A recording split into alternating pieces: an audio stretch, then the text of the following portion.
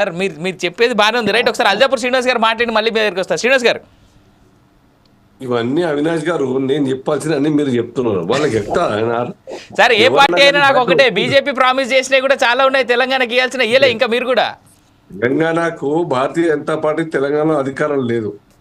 Of course Telangana లేకపోవచ్చు, కానీ కేంద్ర పరిధిలో నుంచి కేంద్రం నుంచి రావాల్సిన తెలంగాణకి ఇవ్వాల్సినవి చాలా ఉన్నాయి, ఇయ్యలే ఇంకా అవి. రాష్ట్ర ప్రభుత్వం చిత్తశుద్ధితోని ఈ యొక్క రాష్ట్రాన్ని డెవలప్ చేయాల్సిన బాధ్యత ఈ యొక్క కాంగ్రెస్ సర్కార్ది. అలాగే వారు చెప్పినట్టుగా ఆరోపిస్తున్నట్టుగా పీక లోతుల దాకా కూరుకున్నటువంటి అప్పుల కుప్ప దానికి కారకులు, దానికి అవినీతి అక్రమాలు గత సర్కార్ యొక్క విషయము ఆరోపణలకే బరాబర్ ఉన్నది, కానీ ఎందుకు విచారణ జరుపుతలేరు? ఈ యొక్క కాళేశ్వరం కమిషన్ తప్ప కమిషన్ లో కూడా మొత్తం ఎక్స్టెండ్ ఇవ్వలేదు, అన్ని స్టేజెస్ లో దాని యొక్క ఎంక్వైరీ పరిధి పెంచలేదు. అలాగే ట్రాన్స్కో జెన్కో సంగతి ఏమైంది? అది లేదు. టెలిఫోన్ ట్యాపింగ్ ఏమైంది? అది లేదు. ఇవే కాకుండా కొత్తగా కాంగ్రెస్ పార్టీ తలుచుకుంటే, సర్కార్ తలుచుకుంటే ఈ రాష్ట్రంలో ప్రతి అసెంబ్లీ నియోజకవర్గంలో ఆ ఎమ్మెల్యేలు చేసినట్టు ఆగడాలు, కబ్జాలు, దాదాగిరీలు, ప్రతి సెగ్మెంట్ లో ఎఫ్ఐఆర్లు అయితే ఆ ఎమ్మెల్యేల మీద. ఈ యొక్క కోర్ గ్రూప్ 4 ఫ్రంట్ లో ఉన్నటువంటి 10-12 లీడర్ల మీద అనేక ఎఫ్ఐఆర్లు అవుతాయి. ఎందుకు చేయట్లేదు? ఎందుకంటే ఏ రకంగా అయితే 10 మందిని తీసుకున్నామో బెదిరించి, ఆ రకంగా ఇంకా తీసుకోవాలి, బీఆర్ఎస్ పార్టీని ఖాళీ చేయాలి, ఆ భయం ముందర పెట్టేసి వాళ్ళని లాక్కునే ప్రయత్నం చేస్తా ఉన్నారు. లేకుంటే పెద్ద విషయం కాదు. ఈ యొక్క కాంగ్రెస్ సర్కార్కు బీఆర్ఎస్ చేసిన అవినీతి ఆగడాలకు డెఫినెట్ గా అనేక ఇష్యూస్ దొరుకుతాయి వాళ్ళ లోపల ఏనికి. అలాగే మీకు చేత కాలేదు, మీరు ఎంక్వైరీ సీరియస్ తీసుకోవట్లేదు ట్యాపింగ్ మీద, ఇంకా మీ అనేక అంశాల మీద. ఎందుకు మా కిషన్ రెడ్డి గారు చెప్పినట్టు సిబిఐకి ఎందుకు లెటర్ రాయట్లేదు? అధికారం రానప్పుడేమో సిబిఐకి ఎంక్వైరీ చేయాలని చెప్పేసి మీరు లెటర్ రాసిన పిసి ప్రెసిడెంట్ గారు రేవంత్ రెడ్డి గారు. సో పార్టీ రాస్తే నడదు, ప్రభుత్వం రికమెండ్ చేయాలి. ఇప్పుడు మీ చేతిలోనే మీరే ముఖ్యమంత్రి. ఇవాళ మీరు కోరచ్చు కదా, మీ పరిధి లేదు, లేదంటే మీకు స్థాయి లేదు, మీకు ఆ యొక్క శక్తి లేదు అనుకున్నా. శ్రీనివాస్ గారు ఒక ప్రశ్న అడగనా? స్ట్రైట్గా క్వశ్చన్ ఏంటంటే, ఇప్పుడు ఫోన్ ట్యాపింగ్కి సంబంధించినటువంటి అంశంలో దాంట్లో భారతదేశ రక్షణకి సంబంధించినటువంటి విషయాలు కూడా కొన్ని డిలీట్ అయ్యాయని, మావోయిస్టులకు సంబంధించి, అదేవిధంగా హైదరాబాద్లోనో లేదా తెలంగాణ వ్యాప్తంగానో ఉండేటువంటి కొంతమంది టెర్రరిస్టులకు సంబంధించినటువంటి ఫోన్ రికార్డ్స్ కూడా డిలీట్ అయ్యాయి, రక్షణకు సంబంధించినటువంటి రికార్డ్స్ కూడా చాలా డిలీట్ అయ్యాయి, అదేవిధంగా జడ్జెస్కి సంబంధించినటువంటి ఫోన్లు కూడా వీళ్ళు ట్యాప్ చేశారనేటువంటి మాట ఉంది. Why the central government is not taking it as a suo motu and doing the enquiry అండి? దేనికైనా పరిధులు ఉంటాయి అవినాష్ గారు. రాష్ట్ర ప్రభుత్వాన్ని కాన్సెంట్ లేకుండా ఈ రాష్ట్రంలో సిబిఐ ఎంక్వైరీ చేయడానికి వీల్లేదు, అది చట్టం చెప్తుంది, రాజ్యాంగం చెప్తా ఉంది. ఈ విషయం వాళ్ళకి తెలియదని కాదు. గతంలో కూడా ఆంధ్రప్రదేశ్ లో సిబిఐ వస్తా అంటే ఆనాటి గవర్నమెంట్, చంద్రబాబు నాయుడు గవర్నమెంట్ ఆపింది. ఇక్కడ కూడా అదే పరిస్థితి, లేకుంటే ఎంతసేపు రావడానికి. అప్పుడేమంటారు, మా యొక్క రాష్ట్ర ప్రభుత్వాల హక్కుల్ని, రాజ్యాంగ హక్కుల్ని కారవేస్తా ఉన్న కేంద్ర ప్రభుత్వం వీలే దుమ్మెత్తిపోస్తారు మా మీద. ఇప్పుడు మంచి అవకాశంగా మీరు మంచి పేరు తెచ్చుకోండి రేవంత్ రెడ్డి గారు, కానీ వారు కోరుకోవడం లేదు. వారికి భయం ఎక్కడంటే, నా సర్కారు కూలదోయడానికి కొంతమంది ఎమ్మెల్యేలు నా పార్టీ వాళ్ళే ఉంటారు.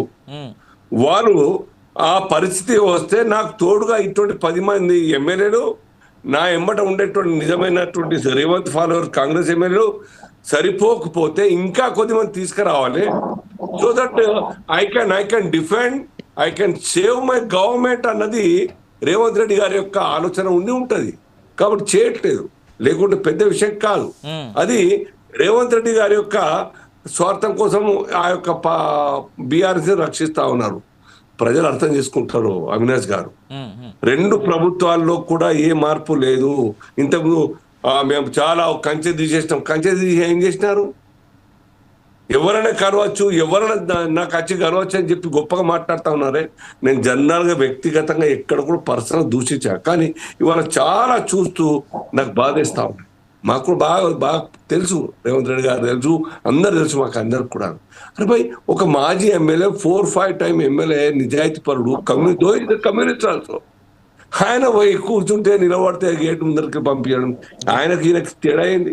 గుమ్మడి నర్సయ్య గారి గురించి, గుమ్మడి నర్సయ్య గారు మరి వారేమో మహమూద్ అలీనే ఎలగొట్టినాడు, గేట్ బంద్ చేసినాడు. ఈయన పోయి నిలబడితే గేట్ ముందర పర్మిషన్ లేదు మీకు అని చెప్పేసి పంపించాను. దాని తర్వాత పేపర్లు చూసిన తర్వాత పిలిపిస్తారని అనుకున్నాం మేము. ఆ మాట ఆయన కూడా చెప్పినాడు పాపం. పిలిపించినారా? ఇది మైండ్ సెట్. ఎంతమంది పోయి నిలబడుతున్నారు, కాపలా కాస్తున్నారు అక్కడ అపాయింట్మెంట్ రాపిచ్చి. ఎవరికైనా అపాయింట్మెంట్ ఇస్తురా? ఇది ఫ్యూడల్ వ్యవస్థ. కేసీఆర్ గారికి వీరికి ఏం తేడా లేదు. ఒకటే తేడా, ఈయన రోజు బయటకు వచ్చి మైక్ వాడతాడు. ఆయన 6 నెలలకు బయటకు వస్తాడు. రోజు వచ్చి తిట్టడమైన పని, ఇంకా ఏకవచనంతో అందరిని తిట్టడం పని తప్ప ఆ యొక్క ప్రజాపాలన మీద, పాలనకు బాగా ప్రజాపాలన చెప్పుకుంటాడు ప్రజాప్రభుత్వం, ఆ ప్రభుత్వం మీద పట్టు సాధించడానికై ఈ రాష్ట్ర డెవలప్మెంట్ కోసం కావాల్సినటువంటి నిర్ణయాలు తీసుకొని అమలు కోసం ఏ ప్రయత్నం చేస్తా ఉన్నారు మీరు? అమలుకు అవకాశం లేనటువంటి ఒక మాటలు కూడా అవకాశాన్ని అందని ద్రాక్షలాగా తెలిసి కూడాను అటువంటి ప్రపోజల్ పేపర్ మట్టుకు మాట్లాడుతూ ఉన్నారు. ఏవి కూడా సాధ్యం కావు ఆయన, ఏవి కూడా సాధ్యం కాదు. వారే ఒప్పుకున్నారు. మేము ఏదో అనుకున్నాం 3,50,000 70,000 అనుకున్నాం.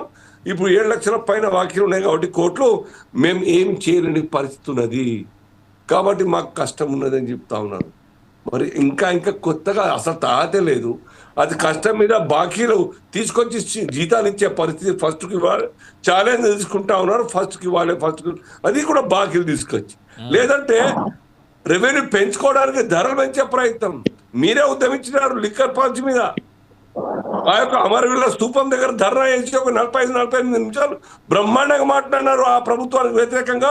ఏ రకంగా ఆ యొక్క బెల్ట్ షాప్ల మీద, అలాగే 50 రూపాయలు నిపుని 250 రూపాయలకు 200 రూపాయలకు అమ్ముతా ఉన్నారు. ఏ రకంగా దోచుకుంటా ఉన్న ఈ సర్కార్ అని చెప్పేసి బీఆర్ఎస్ ని దూషించినారే ఆ స్పీచ్ లో. మీరేం చేస్తా ఉన్నారు? రెవెన్యూ పెంచుకోవడానికి ఇవాళ ప్లాన్ చేయట్లేదా? పెంచలేదా? ఎక్కడ ఆ యొక్క నిర్ణయాల్ని రివర్ట్ చేస్తారు మీరు? రిజిస్ట్రేషన్ వాల్యూ అంటే పెంచడం అనుకుందాం. What about this liquor policy? Garib వాళ్ళకి రక్తం తాగుతున్నటువంటి ఒక సర్కార్, ఇది వాస్తవం కాదా? తాగేటోళ్ళకి ఎంకరేజ్ చేస్తా ఉంటారా? అది కాదు, మీరు వ్యతిరేకించినారు. ఫస్ట్ మీరు మాట్లాడినారు పాలసీ విధానం మేము రివర్ట్ చేస్తామని చెప్పేసి. ఏం చేసినారు మీరు? కాబట్టి రెవెన్యూ మీకు సపోర్ట్గా లేదు. పరిస్థితి దాటిపోయింది, గీత దాటిపోయింది, చేయి దాటిపోయింది. ఇంకా కూడా ఓట్ల వేటలో సర్కారు యొక్క నిధులు మరి దారదత్తం చేయడానికి మీరు నిర్ణయాలు తీసుకుంటారా? కోర్టు ఏం చెప్పింది మీకు తెలియదా? సుప్రీంకోర్టు ఏం చెప్పింది తెలియదా మీకు? అరే విచిత్రమైన సుప్రీంకోర్టు చెప్పిన వీళ్ళకు సోయి రాదంటే ఇంకెవరు మాట్లాడారు వీళ్ళందరినీ?